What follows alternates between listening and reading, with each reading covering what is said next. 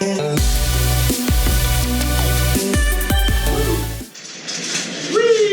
Oh no!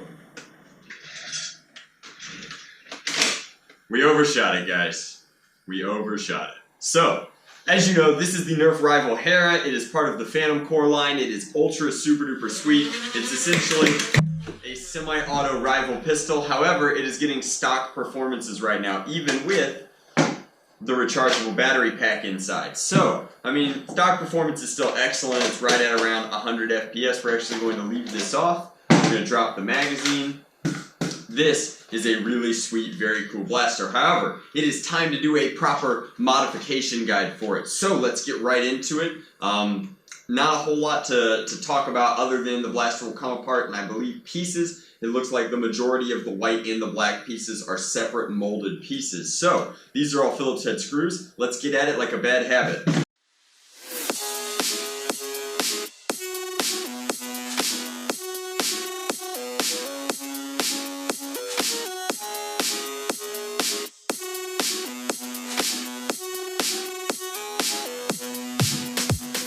So, a size 0 screwdriver was good to get all of these out. Some of them are a little stiff in here, but they should not be retaining to the other side. So we're going to go ahead and start butterflying this open, see what we're working with on the inside. Now, as I mentioned, these pieces are completely separate. We could definitely pop these tabs in here if we wanted to. For those of you that are really into paint jobs, I will demonstrate that really quickly. That comes down and out, and then this will do the same. And so you could remove the butt piece from this back housing and main body housing entirely. However, we're going to snap that right back into place because I do not intend to modify the body of this blaster. I actually really like that it's got a huge capacity back here to put any size lipo in, and I think that now that I've seen how incredibly thick this is with the horizontal flywheels, it would be completely ridiculous to try and holster it. I'm sure that somebody will try and turn it into a pistol. I think that my friend Nerf Gun Attachments has already done that, and the cuts there are ultra simple. You can see that you could completely carve off the battery tray here, cut this piece off here, and then all you'd have to work with is fitting a lipo into this space here, which again, like, would be very easy to accommodate. Now, as far as this blaster goes in its entirety, this is an ultra simple magazine release. These are the leads for the battery. You can go ahead and pull those out as we will be rewiring this for lipo power. Now, down here we have a teeny tiny rev switch and its spring, and that is actuating this switch here. So this is a very small switch. It looks like the amp rating on it is, I'm going to try and read it. You guys will not be able to read it.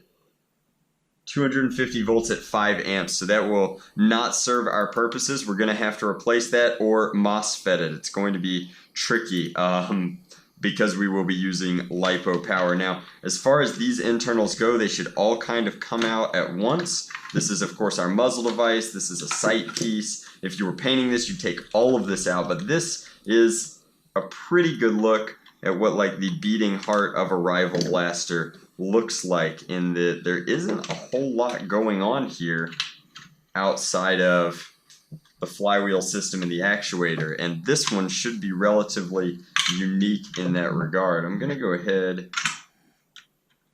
unscrew this. I wonder if this is an eye, what this piece could possibly be, or if it's some sort of safety.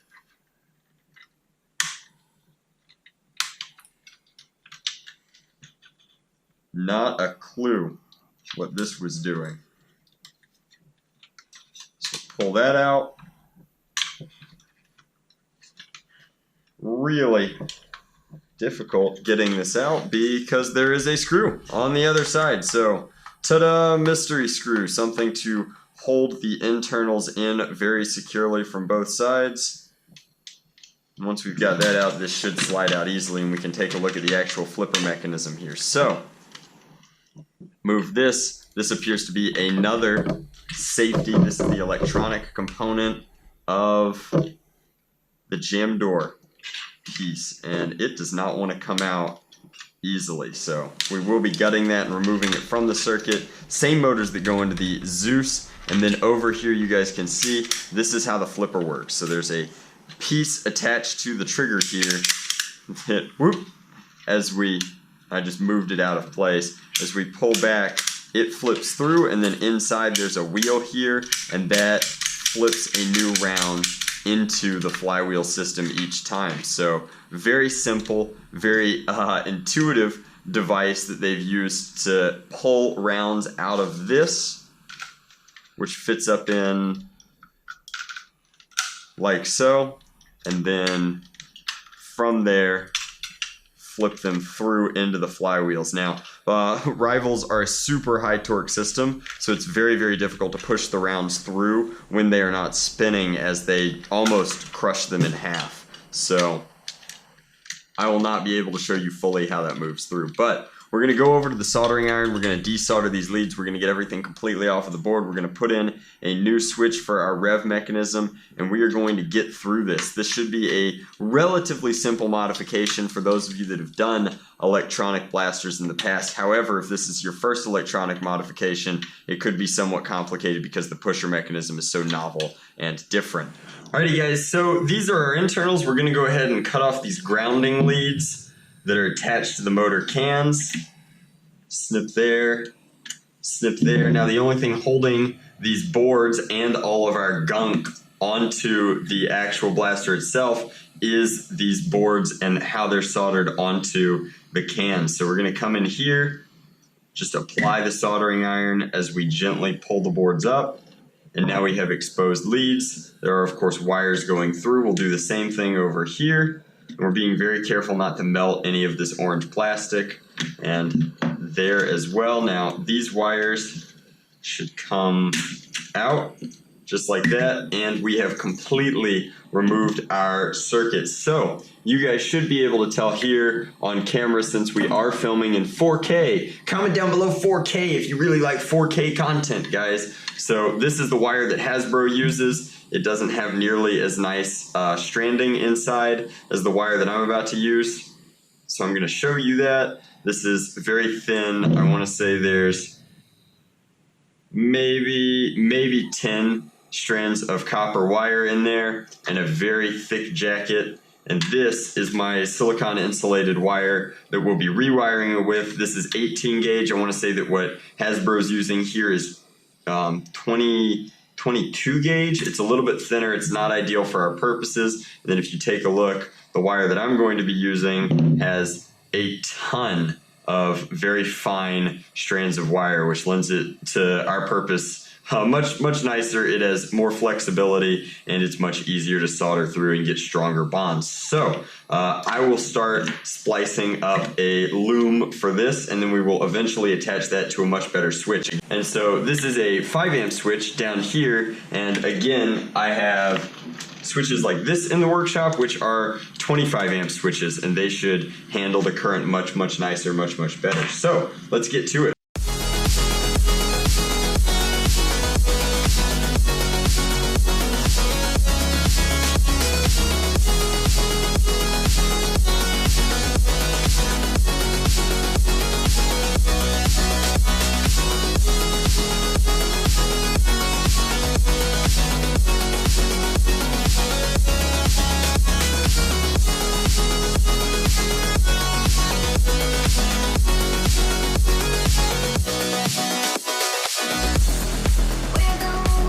Alrighty, so at this point we have spliced leads through. I just tested it with a 2S LiPo, and it's getting fine performance. It will eventually run on a 3S LiPo, so it should get superior performance. We're going to go ahead and start working on the switch next. That is going to be the most complicated part of this. So first we're going to have to make sure that we have the right length of wire, then we'll actually cut that length of wire, then we'll start splicing the switch into the circuit, then we'll pull these through, and we will add an XT60 connector to the end of that after melting a small hole in the shell so that this will lead through to the battery compartment. Let's go! Alright guys, so while normally it's my tradition to use the red wire for the switch, I'm instead going to use the black wire for the switch, simply because I'm running very low on red wire. So let's come in here and cut this.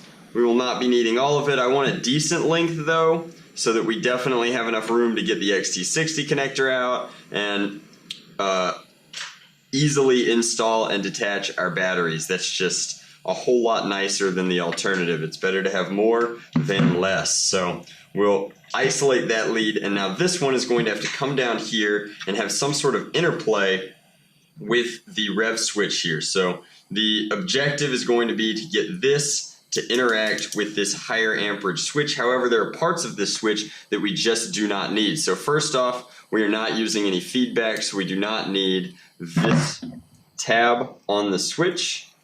And the easiest way that I found to remove it, especially in spaces like this where, well, space is very important, is to completely remove that. Now, this might be incorrect, but when I do stripes, I always cut this and take the roller off and then roll it back along the switch. It saves a lot of space, and so I feel like my gut tells me that in this case, we're definitely going to need to do it to save space here as well. So these are jeweler's pliers. I use them because they have a nice little curve to get around some of those angles and create bends. Now, this is not going to fit in here in the traditional way, nor can it come into this area, as this is the mag well, and if it got in the way, there's literally zero tolerance here for it to come into that area. So it's about to get tricky. Let's go.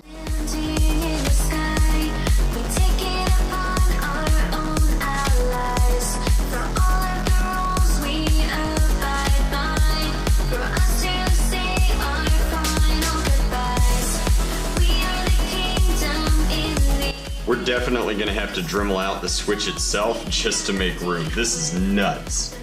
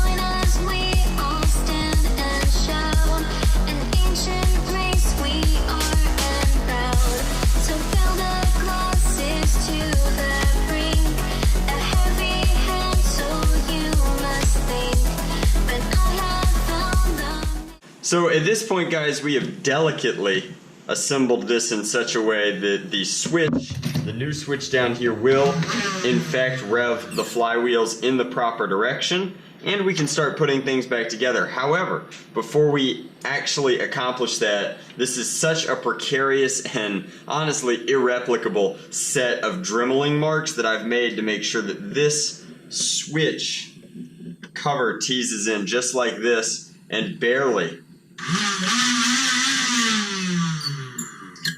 actuates the blaster. So this is going to be complicated to mirror just for me personally on the other side, but I want to point out that I highly recommend not using this technique. This is a pain, it's imprecise, and I think that MOSFETs would be a much better way to implement this sort of modification. However, I am not personally familiar with MOSFETs, so for the purposes of this mod guide, I wanted to do what I knew. So this is what I know how to do, and it's how I'm showing you how to do it. However, we have not impacted the magazine sliding area, and that was my primary goal. So even though this is very rough and it will stick out just a little bit, it should be functional. So that was the goal for this one, and hopefully when we get it all buttoned up, it'll look great.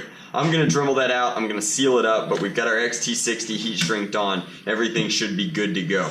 Alrighty guys, so again, I cannot express how kind of janky this is, but the switch is functional and it is completely set in the polysilicate. So this piece is more of a cover for what would be a perfectly functional switch otherwise at this point. I'm not thrilled with this solution, but it's the solution that worked. So the next one will be better. However, this is a functional and I guess technically correct, but otherwise not ideal answer. So let's go ahead and start putting this blaster completely back together.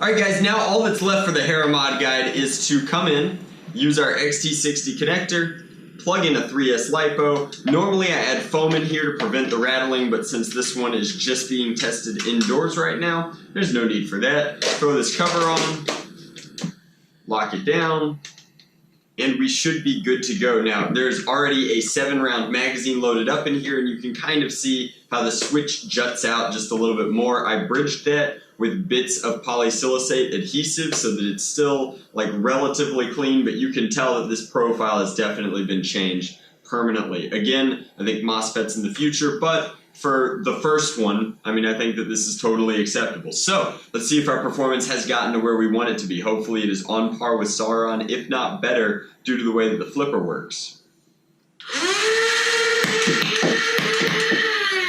Getting some pretty ridiculous hop up, but that is serious performance. Now, fortunately, I brought in the chronograph to just save a step here, so let's see.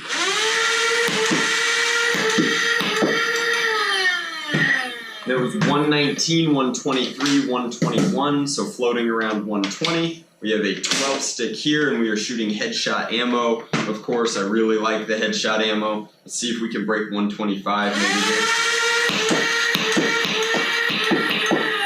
Wow, that was wild. So I had 124, 126, and it's currently at 131. I also had a 135 in there. Did it really show error as soon as I spun it around? That would be crummy. All right, so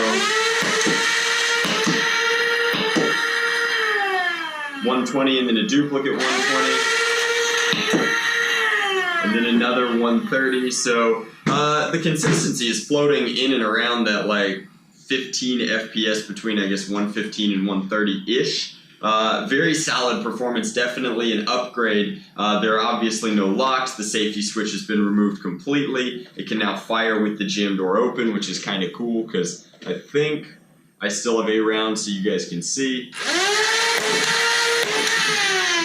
how it fires, which is certainly very interesting. That would also be useful for clearing jams, but it would make it very, very easy to get tiny fingers in there and slice them up. So only mod if you're planning on using this like as an adult in a Sambo style setting. However, the Hera is a sweet blaster. It weighs much less with the LiPo in it than it did with either the rechargeable battery or the alkaline. So I think that this is sweet. I definitely like the idea of cutting it down. I just think that it would be much better cut down if there was a way to get this tilted vertical so that it could actually be holstered. And in my opinion, like having a cut down pistol is only as valuable as its utility in a loadout. Otherwise, you should just carry more ammo for your primary. But this is very versatile, very cool. It's an interesting platform, and I love that it exists. So thank you very much for watching. Hopefully this modification guide was helpful for you. Hopefully you hopefully you enjoyed it. And I mean, I tried to get some pretty detailed looks at the soldering and the splicing and kind of just a good feel for the creative process that goes behind modding something new without a guide if you ever choose to do something that I've omitted from my modification series. It's all about like trial and error and fitting pieces and really understanding the systems inherent to making the blaster work and then improving them in whatever way you want to improve them. In this case, we wanted to improve the smoothness of function by omitting all the locks, and then the electrical efficiency for a greater FPS performance by adding the LiPo power and a switch that could accommodate it. You've also improved the rev speed there a little bit, so its reaction is better in addition to its overall performance. But that's it. Thank you guys very much for watching. Hopefully you enjoyed. Much love. Nerf on, Drac out.